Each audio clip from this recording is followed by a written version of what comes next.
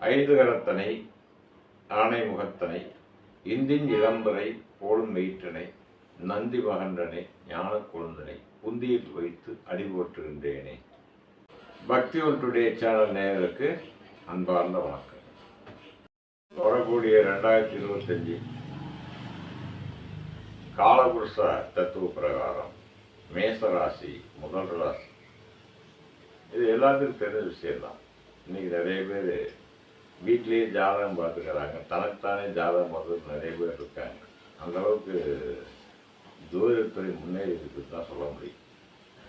ஜோதிட ஆர்வம் மக்களுக்கு ஜோதிட ஆர்வம் நிறையா இருக்குது. பக்தி பெருகும் இந்த வருஷம். அதில் மேசராசிக்காரன் முதன்மையானவர்கள் எப்போதுமே. ஏன்னா மேசராசிக்கு 9ஆம் இடம் தனுசு. தனுசு பக்தி மார்க்கம். அது கோபுரம் தனுசு, ஹோமாக்னி தனுசு, ஆலயங்கள், எல்லா ஆலயமும் தனுசு தான். அது இந்து, கிறிஸ்டின், முஸ்லீம் இந்த மத வேறுபாடெல்லாம் கிடையாது. எல்லாமே தனுசுக்குள்ளே தான் வரும். அதில் குளங்கள், திருக்குளங்கள் சீரமைத்தல், கோவில் கும்பாபிஷேகங்கள் இதெல்லாம் பண்ணக்கூடிய ஒரு முதன்மையான ராசி மேச ராசியாக வருவாங்க. அது குறை சொல்ல முடியாது. ஆனால் இந்த 2025 சனிப்பெயர்ச்சியம் ராகுவோடு இணையக்கூடிய சனி. இது என்ன பண்ணுன்னு கேட்டிங்கன்னா கொஞ்சம் விரயங்களை கொடுக்கும் அவங்களுக்கு. ஏன் விரயத்தை கொடுக்க அப்படின்னா, இந்த மாதிரி பெரிய வியாபாரிகள் இந்த தங்கம், வெள்ளி, அப்புறம் நவரத்னங்கள், நகைகள் இந்த விஷயத்தில் கொஞ்சம் வருமானம் வரும். ஏன்னா குரு வீட்டில் வரக்கூடிய ராகு. அதனால் விலை நல்லா உயரம் தங்கம். அதில் முதலீடு பண்ணுறவங்க நல்லாவே இருப்பாங்க. அது குறை சொல்ல முடியாது. அதே நேரத்தில் ஏமாறவங்க இருப்பாங்க. ஏன்னா அவங்களுக்கு உண்டான தசாபுத்திகளை பார்க்கணும். அது நடக்கத்தான் செய்யும். அப்புறம் சிறப்பான வாழ்க்கை வாழ்வாங்க. இது வரைக்கும் தனியாக தொழில் செய்யாதவங்க தொழில் செய்வாங்க. அதெல்லாம் இருக்கும். அப்புறம் பார்த்திங்கன்னா குழந்தைங்க, அவங்க குழந்தைங்களுக்கு சிறப்பான காலகட்டம் வரும்.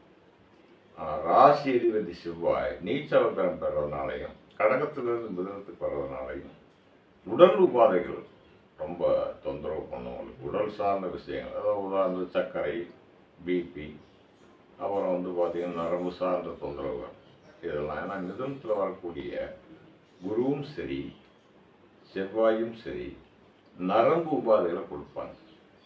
ஏன்னு கேட்டால் மூச்சு திணறல், நரம்பு உபாதை ரெண்டுமே இருக்கும்.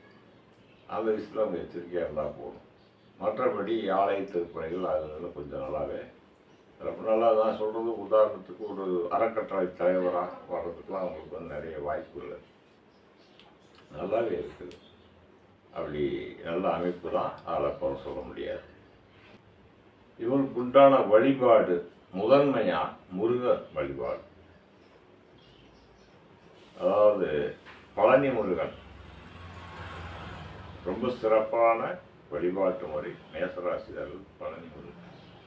அடுத்து பார்த்திங்கன்னா பெருமாள், பள்ளி அறைகள் பெருமாள், ஸ்ரீரங்கம் இந்த மாதிரி விசேஷமான கோயில்களில் போய் பரிகாரம் பண்ணிக்கிறதும் நெய்தீபம் போடுறதும். அப்புறம் துர்க்கை வழிபாடு செவ்வாய்க்கிழமை காலங்களில் துர்க்கை வழிபாடு ரொம்ப சிறப்பு. பொதுவாக அவங்க முருகனுடைய பக்தர்களாக இருப்பாங்க. பொதுவாக முருகா அப்படின்பாங்க. வாயை திறந்தால் அந்த வாயை முருகான்னு வரும். இது பார்த்திங்கன்னா ஒரு 70% நல்லாவே இருக்கும். அதே நேரத்தில் துர்க்கை வழிபாடு வெற்றிக்கு மூலதனம் அமையும்.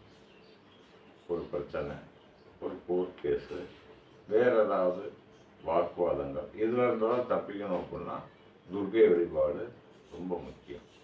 உதாரணம் பட்டீஸ்வரன் துர்க்கைக்கு போய் கொஞ்சம் அர்ச்சனையை பண்ணி அவங்ககிட்ட இருந்து அந்த குங்குமத்தை வாங்கிட்டு அதை வச்சுக்கிறது ரொம்ப சிறப்பாக இருக்கும்.